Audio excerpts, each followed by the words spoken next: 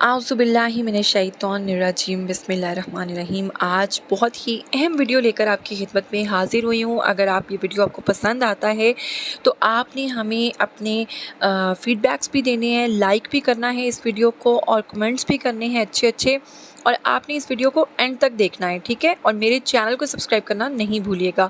تو آج ہم جس شخصیت کا تعارف کروانے جا رہے ہیں، یہ شخصیت کسی تعارف کا محتاج نہیں ہے، لیکن پھر بھی میں آپ کو بتاتی چلوں کہ آج میں آپ کو کہاں لے کر جا رہی ہوں۔ جی ہاں، آج میں آپ کو لے کر جا رہی ہوں ایک ایسی زیارت جو کہ امام بری سرکار کی ہے۔ آپ یقیناً ان کی زیارت کر کے ان کے دربار کو دیکھ کر بہت ہی خوش ہونے والے ہیں، اور یہاں جا کر جو بھی منت مانگی جائے وہ لازمی پوری ہوتی ہے، بلکہ ان کی زیارت کر کے بھی جو منت مانگی جائے وہ پوری ہو جاتی ہے۔ اور ہم نے بھی ایک منت مانگی تھی جو کہ پوری ہوئی، اور آج اسی لیے ہم وہاں پر ان کے دربار پر حاضری کے لیے جا رہے ہیں۔ لیکن پہلے میں آپ کو اس شخصیت کا تعارف کرواتی جاؤں، وہ اپنے عہد کے عظیم سلسلہ قادریہ سے تعلق رکھنے والے امام بری رحمۃ اللہ علیہ ہیں۔ حضرت شاہ عبداللطیف جو ہے ان کا اوریجنل نیم ہے۔ بچے ہی تھے کہ آپ کے والد جو ہیں انہیں اپنے آبائی گاؤں جو ہے موزہ کرسال سے نقل مکانی کر کے موزہ باغ کلاں میں یعنی کہ اسلام آباد میں رہائش پذیر ہو گئے تھے۔ آپ کا بچپن عام بچوں سے الگ تھا۔ آپ کا رجحان زہد و تقویٰ، ترک دنیا اور مذہب کی طرف مائل تھا۔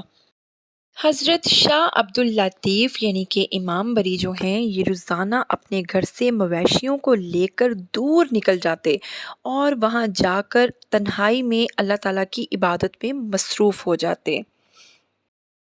اللہ تعالیٰ کی یاد میں مصروف رہنے کے بعد دن بھر مویشیوں کو چراتے اور رات کو انہیں لے کر گھر کی طرف روانہ ہو جاتے۔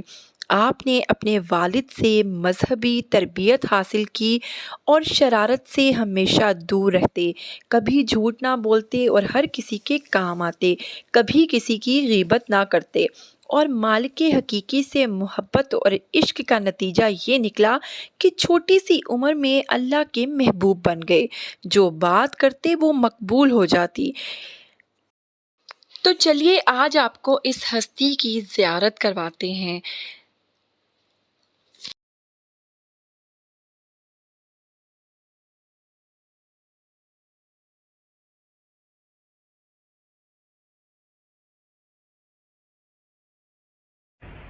اللہ اکبر اللہ اکبر اللہ اکبر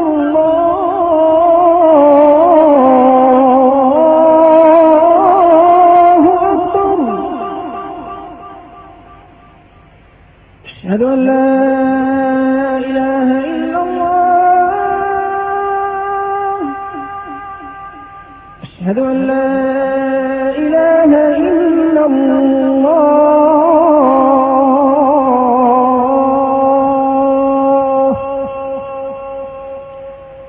اشہد ان محمد رسول اللہ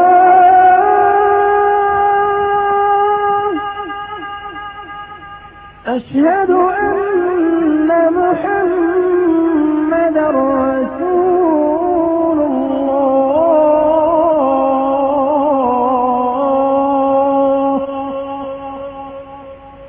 حي على الصلاة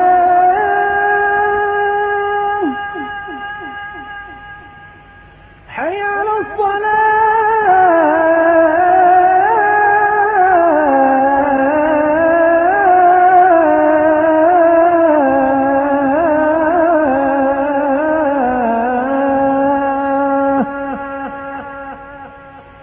حي على الفلاح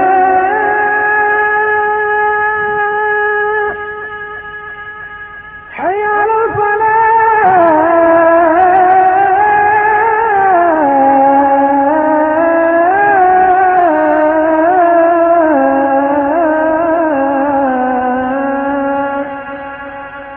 اللہ اکبر اللہ اکبر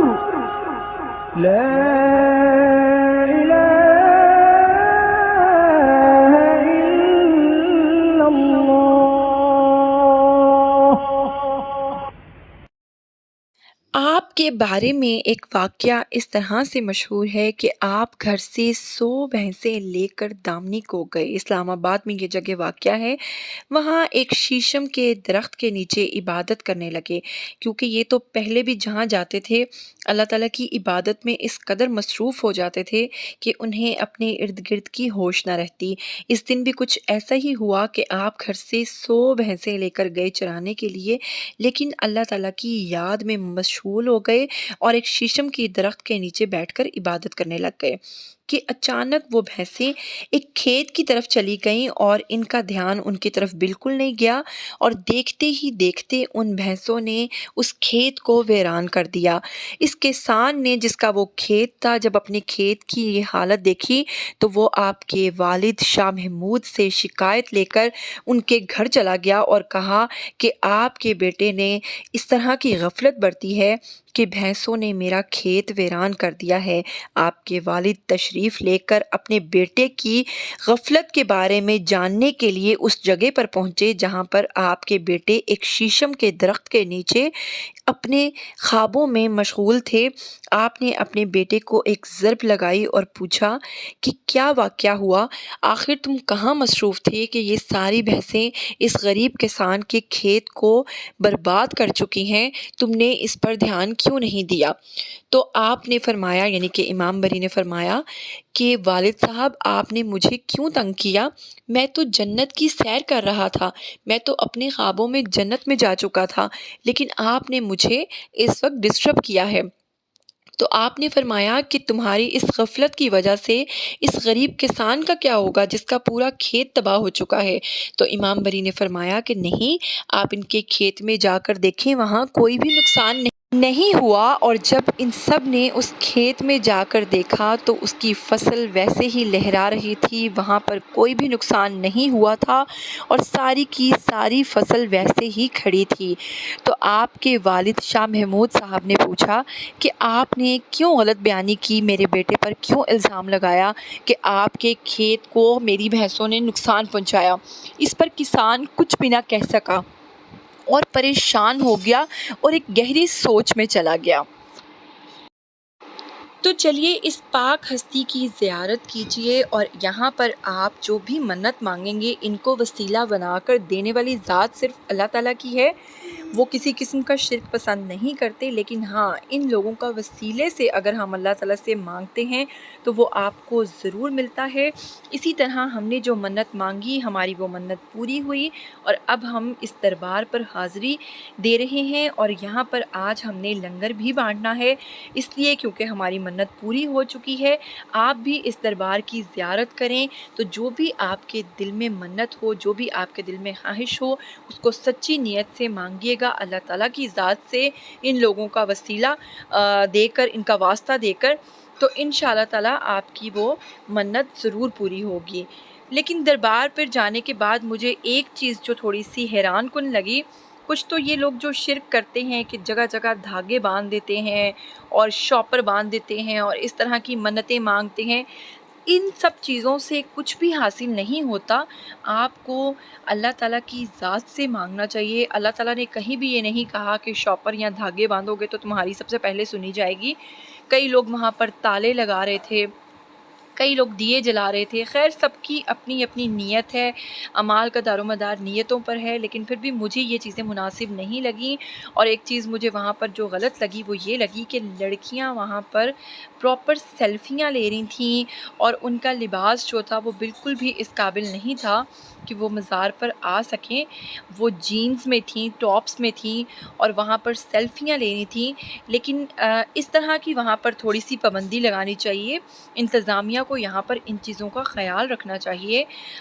دبئی میں ایک بہت ہی مشہور مسجد ہے جہاں پر وہاں کے جو لوکل لوگ ہیں وہ بھی جاتے ہیں۔ جب وہ وہاں جاتے ہیں تو ان کو باقاعدہ عبایا یا چادریں ان کو پرووائڈ کی جاتی ہیں کہ آپ یہ لے کر اس کی عقیدت اور احترام کو قائم رکھتے ہوئے اندر جائیں، لیکن یہاں پر ہمارے پاکستان میں ان چیزوں کا خیال نہیں رکھا جاتا ہے، جیسے تیسے جہاں جگہ ملتی ہے بس عورتیں گھس جاتی ہیں۔ تو اس چیز کے لیے انتظامیہ ذمہ دار ہے۔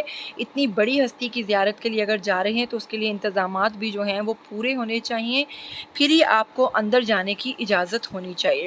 لیکن یہاں جا کر دلی سکون بھی ملا، بہت اچھا بھی لگا۔ ٹھیک ہے، آپ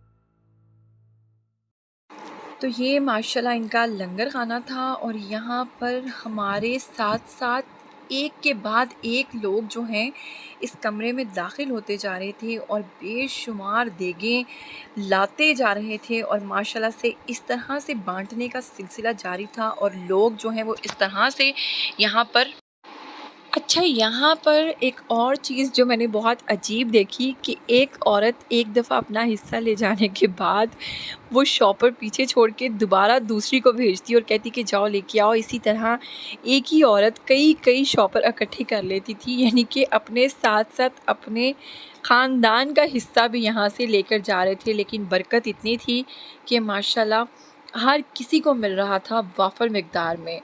تو یہاں سے باہر نکل کر ہم نے دیکھا کہ سامنے ایک بہت بڑا بازار تھا، اور وہاں پر بڑی جو درباروں کے باہر ایک ٹریڈیشنل قسم کی چیزیں ملتی ہیں۔ اگر آپ وہاں جاؤ تو آپ کے گھر والے بھی پوچھتے ہیں کہ آپ ہمارے لیے وہاں سے کیا لے کر آئے، جن چیزوں کے ساتھ آپ کو ایک عقیدت بھی ہوتی ہے، جن میں چھلے ہوتے ہیں، کڑے ہوتے ہیں، بلیک کلر کی وہ دھاگے ہوتے ہیں، کچھ اس طرح کی چیزیں ہوتی ہیں جو خاص آپ کو درباروں کے پاس سے ہی ملتی ہیں۔ بچوں کے ہاتھ میں پہنانے والے موتیوں کے وہ پنچانگلے سے ہوتے ہیں، اور بھی کافی ساری چیزیں ہوتی ہیں، کھلونے ہوتے ہیں، اور ہر دربار کے باہر تقریباً یہ چیزیں نظر آتی ہیں۔ تو میں نے بھی سامنے وہ دیکھا، اور میں نے سوچا کہ یہاں سے اب گھر والوں کے لیے فائنلی کچھ شاپنگ کی جائے۔